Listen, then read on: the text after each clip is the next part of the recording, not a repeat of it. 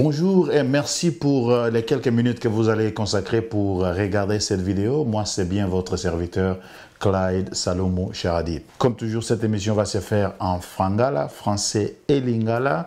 Comme vous le savez, l'actualité, c'est les élections qui se sont déroulées à la date du 20. Apparemment, ça continue jusqu'au 21, 22. Je ne sais pas si ça va continuer jusqu'à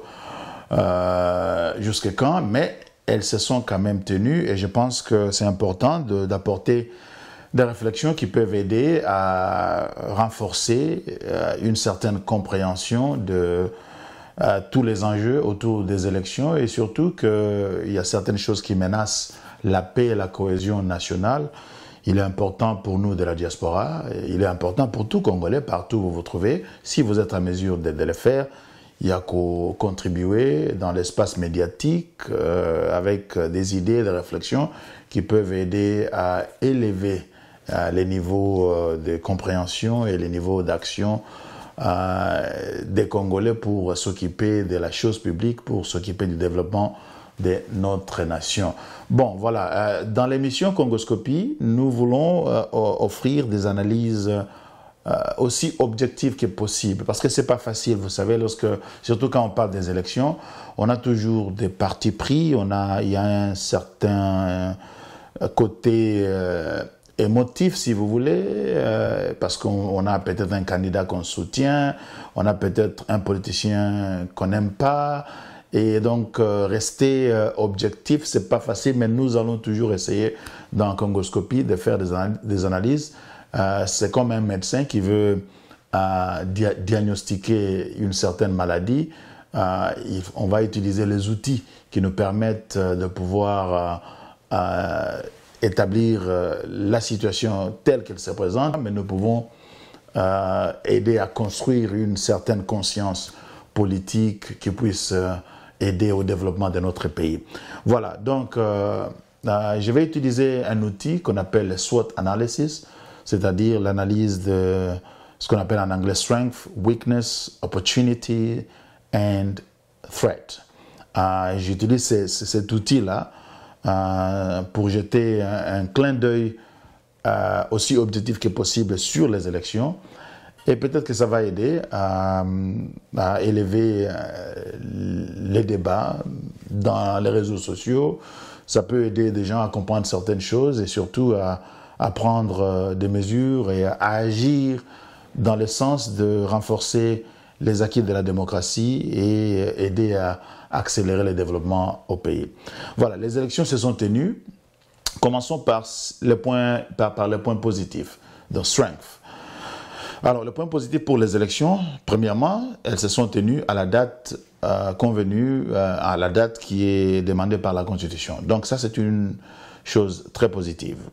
La date du 20 décembre, elle a été respectée, bien que beaucoup de gens ne croyaient pas vraiment que ça allait se faire, sauf Kadima et son groupe, son équipe à la CENI, parce qu'on voyait à la dernière minute, ils continuaient toujours de demander de l'aide au gouvernement et même à l'étranger pour avoir les moyens de faire parvenir le matériel électoral dans les bureaux et tout. Donc on n'y croyait pas beaucoup, mais ça s'est fait, c'est une bonne chose, il faut reconnaître cela. Deuxièmement, les élections se sont tenues dans le calme aussi, parce que c'est pas toujours donné. L'élection est belée ça la mara. Bon, le côté tout ça, mais quand même, malgré irrégularité, les choses se sont quand même déroulées relativement dans le calme. Voilà. Et puis troisième point positif, les élections se sont faites partout au Congo, sauf peut-être dans les territoires qui sont déjà occupés par M23, où ce n'était pas matériellement possible de pouvoir les organiser. Donc ça, ce sont les points positifs. Il faut reconnaître cela parce que c'est important. Alors, allons sur les weaknesses, c'est-à-dire les faiblesses, les côtés négatifs. Premièrement, on a vu qu'il y a eu beaucoup d'irrégularités. Voilà, ça c'est un fait. Beaucoup d'irrégularités. Machine, comme il y a bureau de vote très tardivement, bureau est belé parce qu'il n'y avait pas de machines. Il y avait des machines qui ne fonctionnaient pas pour plusieurs raisons. Et puis on avait des machines qui se trouvaient dans les domiciles des personnes tierces, et tout ça. Donc, beaucoup de désordre. Monseigneur, ou plutôt cardinal Ambongo, lui, il a parlé du désordre organisé. Ce sont ces mots, mais on n'est pas très loin de la réalité. Il y a eu beaucoup d'irrégularités. Ça, ce sont les côtés négatifs. Et ça pose un problème parce que lorsqu'on a affaire à beaucoup d'irrégularités, ça met en cause la validité même des élections. C'est vrai qu'il y a un processus de protestation. Donc, on voit qu'il n'y a pas eu beaucoup de transparence sur certaines choses, même avant les élections. Par exemple, la liste des électeurs n'a pas été publiée, c'est ce qu'on apprend. Et puis, la cartographie de bureaux de vote n'a pas été publiée non plus. Et troisièmement, on a eu des problèmes de cartes d'électeurs qui n'étaient pas lisibles. Donc, beaucoup de gens aussi ne pouvaient pas trouver leur nom sur la liste des élections. Tout ça, ce sont des points négatifs qui se sont manifestés lors de ces dernières élections. Et ça, on ne peut pas ne pas les reconnaître. Il faut évidemment que la CENI puisse apporter des réponses claires et puisse trouver le moyen de résoudre tout ce qu'il y a comme équation qui se pose à cause de tous ces éléments-là. Ça, c'était le deuxième point, weaknesses, ou le point négatif. Troisièmement, c'est l'opportunité ou les opportunités. Quelles sont les opportunités qui se présentent à cause de tout ce que je venais d'énumérer? Voilà. Il y a une opportunité pour la CENI de pouvoir se rattraper parce qu'il y a eu tellement d'irrégularités. La CENI doit être à mesure de nous démontrer, d'abord, une certaine transparence dans les réponses qu'ils peuvent donner à toutes ces questions-là, parce qu'il ne faut pas que la CENI manque de répondre correctement à tout ce qu'il y a comme accusation d'irrégularité. S'il y a un déficit de communication, ça peut poser problème. La CENI doit être à mesure de nous dire exactement combien de bureaux ont été ouverts, combien de bureaux avaient eu un retard dans l'ouverture ou le déroulement ou le début des opérations des élections, combien de bureaux n'ont pas été ouverts au premier jour, combien de bureaux ont été affectés par des machines qui n'ont pas fonctionné, combien de bureaux ont été peut-être affectés par des machines qui ont été vandalisées. Donc tout ce qui s'est passé, la CENI doit être claire et transparent pour donner des éléments qui vont nous aider à comprendre exactement ce qui s'est passé et puis évaluer, je vais dire, l'impact de ces irrégularités sur les restes du processus électoral. Parce que si nous avons, on nous dit 75 000 bureaux de vote, s'il y a eu des irrégularités qui ont entaché le déroulement des élections dans 1000, 1500, 2000, 5000 bureaux, ça ne veut pas dire que tout le reste qui s'est passé dans les 70 000 bureaux n'est pas valable.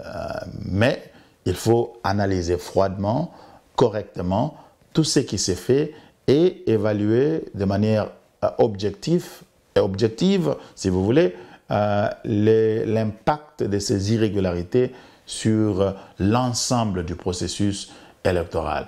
Et ça, c'est une opportunité pour la CENI de se rattraper. Ça, c'est important. Et puis, la CENI doit aussi faire tout ce que la Constitution lui demande, notamment publier les résultats bureau par bureau.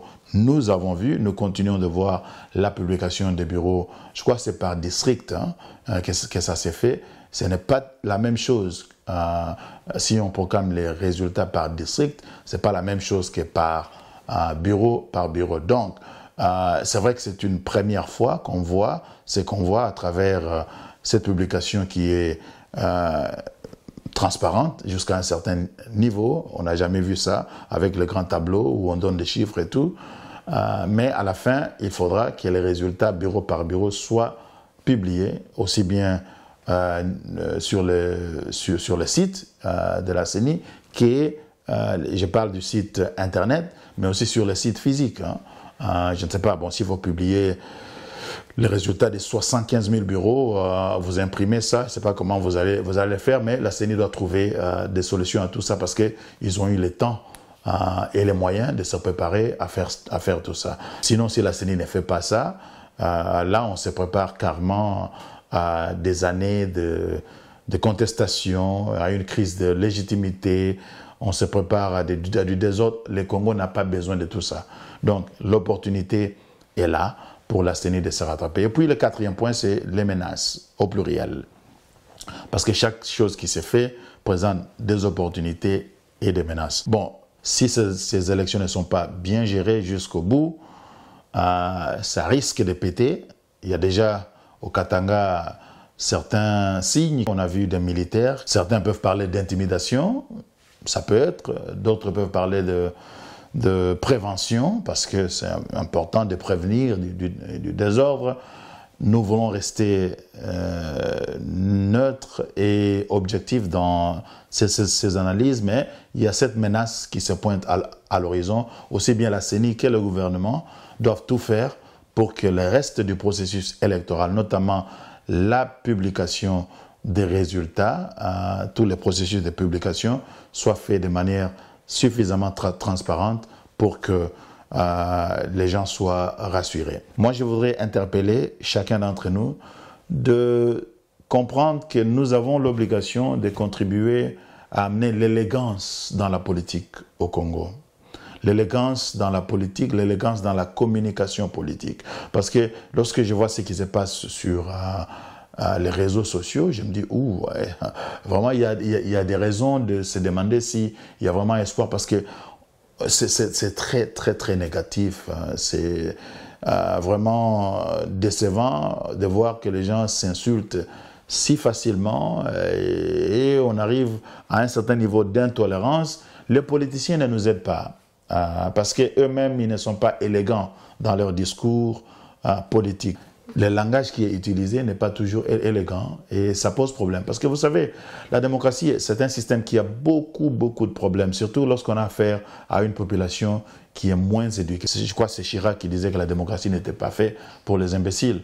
Mais je crois qu'il y a une réalité là-dedans. Nous avons une population qui est en majorité très peu éduquée et ce qui fait que ça pose problème lorsque les gens n'ont pas un certain niveau d'éducation qui puisse leur permettre de comprendre certaines choses et de se comporter en conséquence. Mais ça ne se passe pas simplement au niveau de la basse classe. Même les intellectuels, les soi-disant intellectuels, il faut voir ce qui se passe sur Internet. C'est des gens qui sont très bien éduqués, qui ont des qualifications, mais quand ils communiquent, ils utilisent des mots, ils utilisent des expressions, des phrases qui vraiment n'aident pas à cette élégance. Nous devons tous travailler à encourager l'élégance politique parce que c'est de cette manière que ça va nous aider à consolider les acquis de la démocratie. La politique, c'est la gestion de la cité.